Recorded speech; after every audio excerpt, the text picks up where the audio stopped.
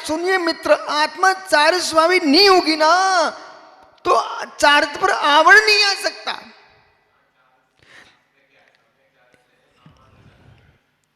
हे मित्र, चारित्र मोनि कर्म से आवृत चारित्र गुण है, इसलिए अभाव रूप में देखते हैं। परंतु जैसे निगोदिया में केवल ज्ञान है, जैसे निगोदिया में केवल ज्ञान है, और निगोदिया में केवल ज्ञान नहीं मानोगे आप तो केवल ज्ञानमणि कर्म का बंध किसका, आवरण किसका? सत्य का सत्य पर ही आवरण होता है, असत पर आवरण नहीं होता है। लेकिन फिर भी सत्य कार्यवादित तो नहीं है। मुझे मालूम है तुम क्या बोल सकते हो, फिर भी सत्य कार्यवाद नहीं है। अब क्या हुआ पीयूष सागर जी, अपने बहुत गहरा चर्चा की अपने समय सारथी में, फिर भी इतना समय अपने पास नहीं बचा कि अपन लोगों के लिए तो प्रमेय कल मातन न्याय कुम चंद अष्ट सत्य से सबको अपन को अध्ययन कर लेना था अभी। लेकिन सनई सनई ग्रंथा, सनई सनई पंथा, धीरे धीरे पथ मार्ग पूर्ण होता है और सनई सनई ग्रंथ पूर्ण होते हैं।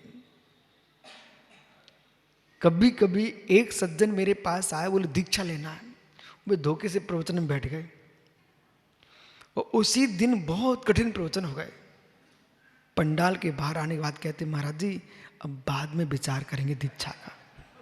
हमने क्यों? बोले बाप रे, इतना ज्ञान नहीं होगा तो कैसे मैं दीक्षा लूंगा? उनके मित्र, दीक्षा का ज्ञान से तुम तालमेल मत बिठाओ, आत्मज्ञान ही ज्ञान है से सब ज्ञान। मित्र सुनिए, आत्मज्ञानम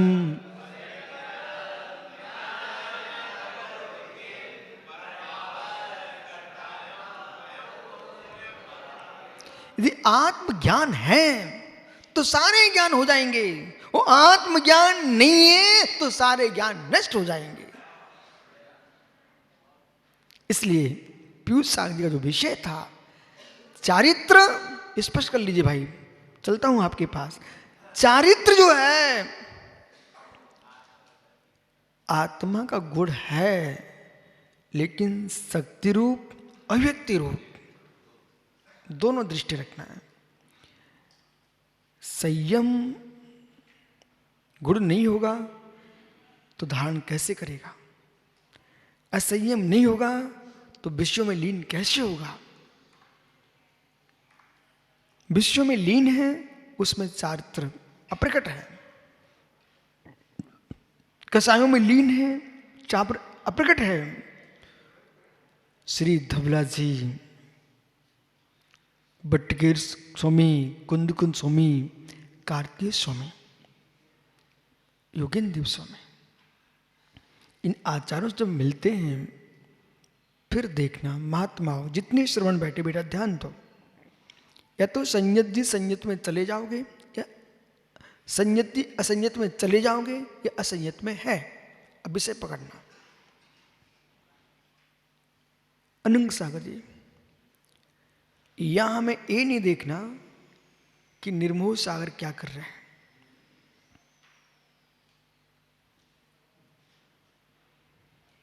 समझना,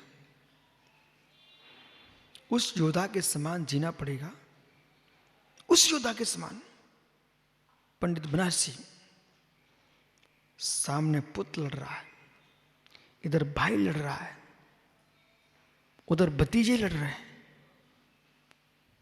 उधर पिता लड़ रहा है, मेरे सामने योद्धा है। मेरे देखते देखते भाई वो कट के गिर गया। अभी शोक का समय, रोने का समय नहीं है। मैं भी गिरता हूं मर के। देश रक्षा, शत्रु विघात, देखते देखते सामने पुत्र के 2 टुकड़े कर दिए उसने।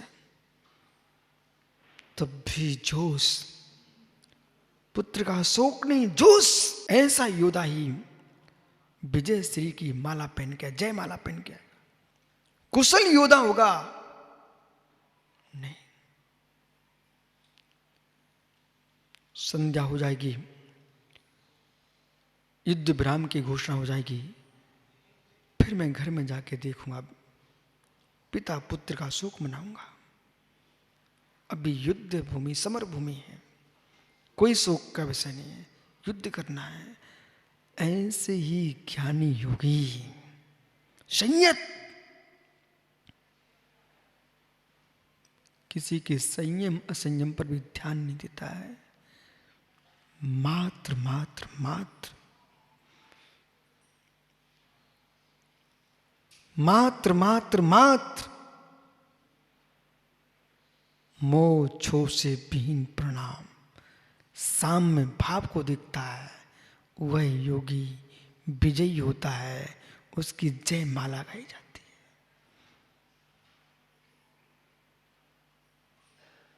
और जय माला तो बरमाला देख लीजिए, हजारों लोग बैठे होते हैं, कन्या एक को चुनती है। ऐसे ही जो धर्मात्मा जीव है, साधु पुरुष,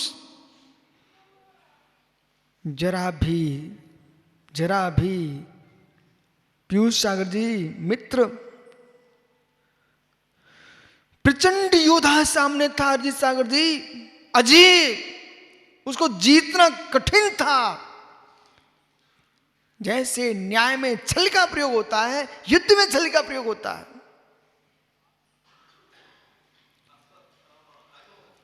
मित्र,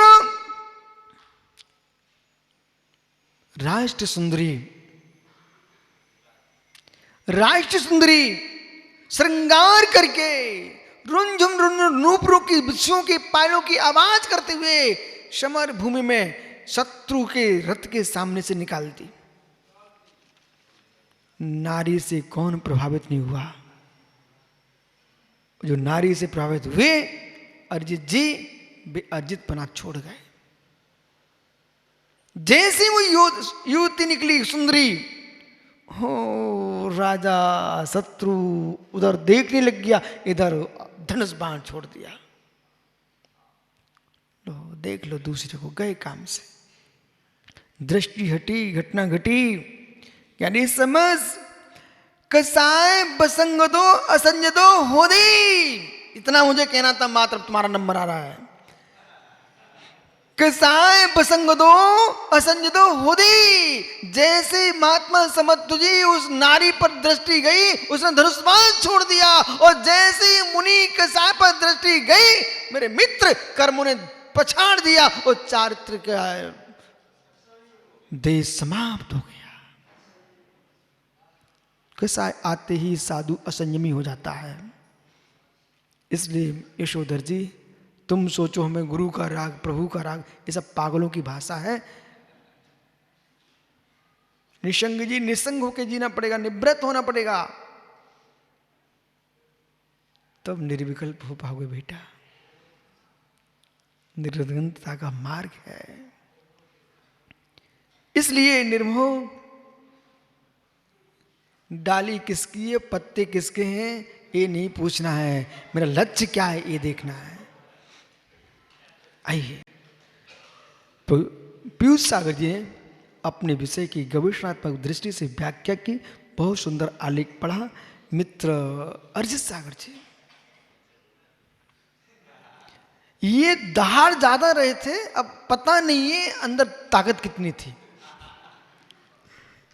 लेकिन एक कुशल, जहां कुटिल परिणामी श्रोता बैठे हों, अपनी विद्या का अहम दिखा रहे हों, वहां ऐसे वक्ता को बिठा देना चाहिए।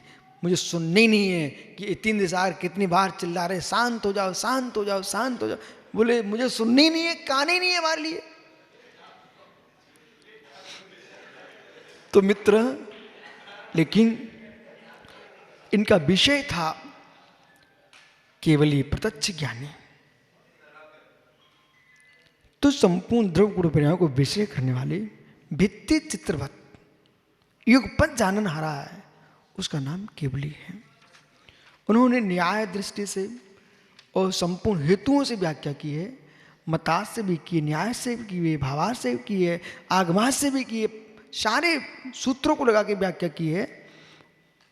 समय कम था, विषय अधिक इनके पास था। मैं भी समझता हूं ऐसे विषय के लिए लगभग 15 घंटे चाहिए। फिर 15 मिनट में आप कैसे कर सकते थे? पर कुशल वक्ता फिर ऐसा करता है कि हमने सुना पीयूष सागरी एक दिन बोल रहे थे कि फौज में जब सेना जाती है, अरिजीत सागरी, तो वहाँ एक थाली भोजन खाने को कहाँ समय है, वहाँ तो युद्ध होने वाला है, तो कैप्सूल ले जाता है। सही है भैया? मतलब थाली भर के जब तक स्वाद चखेंगे, अंगुलियां चाटेंगे, तब तक वहां काम बिगड़ जाएगा। तो ऐसे स्थान पर क्या करना पड़ता है? कुलदीप पाटनी वहां कैप्सूल ले जाता है। बोलो किसका कैप्सूल होता है वो? एनर्जी का कैप्सूल। ऐसी गोष्ठी में वक्ता को आलेख की थाली तो बना लेना चाहिए, लेकिन एनर्जी का कैप्सूल एक अलग से बना के ले जाना चाहिए, जिसे उतना बोल करके आगे चलते हैं। बराबर? अब हमारे लिए पर्याप्त समय मिला तो मैं तो थाली का स्वाद चख रहा हूं, अब तुमको समय ही नहीं है तो कैप्सूल लेके जाओ। तो इन्होंने बड़ी दृढ़ता के साथ और एक ब्राह्मणी शैली में दहाड़ करके बोला है। ये भी बहुत बहुत कम लोगों के पास होता है। डरपोक व्यक्ति अपनी पूरी बात नहीं कह सकता। यतीन्द्र सागर बेचारे लगे रहे, पर उस व्यक्ति ने अपनी बात कहे बिना माना नहीं। ऐसे आदमी को हम यदि साहित्यिक भाषा में बोलूं या फिर दूसरी भाषा में बोलूं, एक बिच खपरा होता है, जिसको आपकी भाषा में बोलता हूं, जो चोर लुटेरे जिसका प्रयोग करते, गोहिरा। तो गोए तो क्या करते हैं, किसी के मकान पर चढ़ना, उसकी पूंछ से रस्सी बांधी और उसको फेंक दिया। अब वो इतना चिपक जाता है कि कुछ भी हो जाए वो इतना, तुम चढ़ जाओ उसके ऊपर। ऐसे गोहे जैसे कुछ लोग होते हैं, अरिजीत सागर जैसे, अब चिपक गए, अब छोड़ने नहीं हमको। ठीक है, ऐसे लोगों को वहां छोड़ना चाहिए जो तीव्र हिंकारी हो, तीव्र ज्ञान के मद में लोलुपी हो। बेटा अब तुम सुनो हमारी बात को, बहुत आवश्यक है, ऐसे लोगों की भी जरूरत है। लेकिन अपनी बात कहते कहते शर्माएं,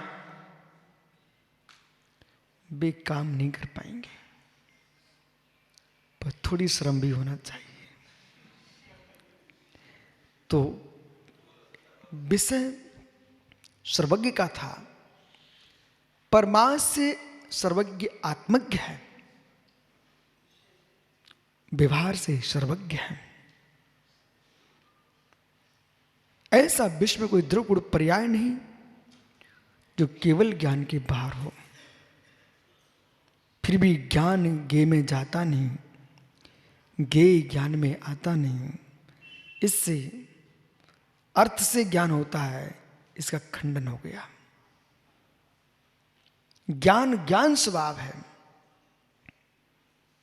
संपूर्ण द्रव गुण पर्याय झलकते हैं, केवल ये झलकाते नहीं। अवज्ञ अवाय धारणा, जो अवस्थाएं हैं, ये छद्मस्तों का विषय है। दर्शन पूरक ज्ञान छद्मस्तों की होता है, केवलियों के दर्शन ज्ञान युगपत होता है। वो प्रश्न आपके पास आना चाहिए था, जो प्रश्न पीयूष सागर पास भेज दिया। दर्शन जो है ना, संसार के प्राणियों के यहां दर्शन वाला दर्शन नहीं है, ये दर्शन उपयोग वाला दर्शन है।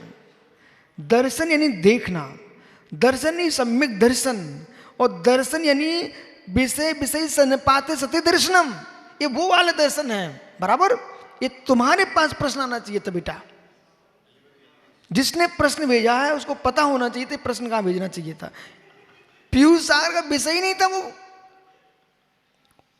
तो दर्शन सम्यक वाला नहीं है ये दर्शन। जैन बौद्ध मीमांसक ये वाला दर्शन नहीं है। दर्शन 5 इंद्रियों से होता है मित्र। चक्षु दर्शन, अचक्षु दर्शन, अबद्ध दर्शन, केवल दर्शन, ये 4 दर्शन वाला दर्शन है। तो ज्ञान के पूर्व महासत्ता का जो अवलोकन है वो दर्शन। ऐसा संसार में कोई भी प्राणी नहीं है जो दर्शन से रहित हो। और जो कह रहे थे पहले दर्शन होगा कि ज्ञान होगा, मित्र पहले दर्शन होगा इसके बाद ज्ञान होगा। बिना दर्शन के, बिना छद्मस्त के कोई ज्ञान नहीं होता है।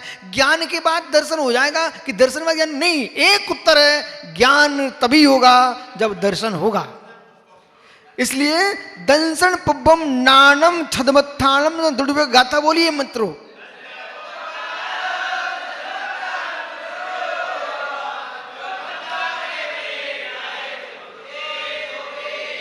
ये लगा कि ये महानद निर्गंतों के श्रीकंठ से महानंद कर रहा है।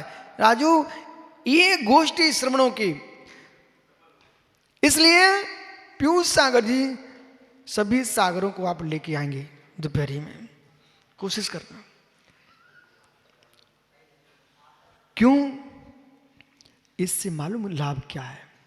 लाभ ये है, जब हमारे टीचर में पढ़ने जाता 2 किलोमीटर दूर पैदल दूसरे गांव, जिस दिन अच्छा पीरियड होता था तो मैं रास्ते भर सोचता था ये पढ़ूंगा, ये पढ़ूंगा, ये पढ़ूंगा। ऐसी जब अच्छी गोष्ठी हो जाती है, अच्छी पीरियड होती ना, तो जिनके स्वाध्याय करने के मन नहीं होते ना, यहाँ उनके ही मन करते हैं कि मुझे भी पढ़ना चाहिए। यशोधर सागर जैसे लोग भी भले ना पढ़ें लेकिन एक बार तो सोचते हैं कि पढ़ना चाहिए। इसलिए हर व्यक्ति को ललक होती है। बाजे बजते हैं तो घोड़ा भी नाचने लगता है। छोटे छोटे बच्चे बाजे बजाना नहीं जानते पर नाचना जानते हैं। इसलिए जब ये बाजे बजते ना जिनमानी के, अपने आप ही मयूर नाचेंगे। इसलिए सबसे को बैठो बैठो बैठो। इसलिए ज्ञानियों, समय आपका हो चुका है। आपने चारों वक्ताओं ने अपना कुशल वक्तव्य देकर के, संचालक ये 3 सागर जी, मंगलाचरण भाई आशीष, इस प्रकार से इन्होंने गोष्ठी को बहुत ऊंचाइयाँ दी हैं। भविष्य में भी जो अगले सत्र में वक्ता होंगे वे भी समय का ध्यान रखते हुए, यशो सारस्वत जी तो है ही, अरिजीत सागर जी ने अपना अच्छा दिया। अब अरिजीत सागर जी देखते कि आज नियोग देखो, जो संचालन कर रहे थे अब वे वक्ता बन के आने वाले हैं, वो संचालक क्या देखता है। आत्मा स्वभावम परिभाव भिन्नम, आत्मा स्वभावम परिभाव, आत्मा का स्वभाव प्रभाव भिन्नवीर स्वामी की।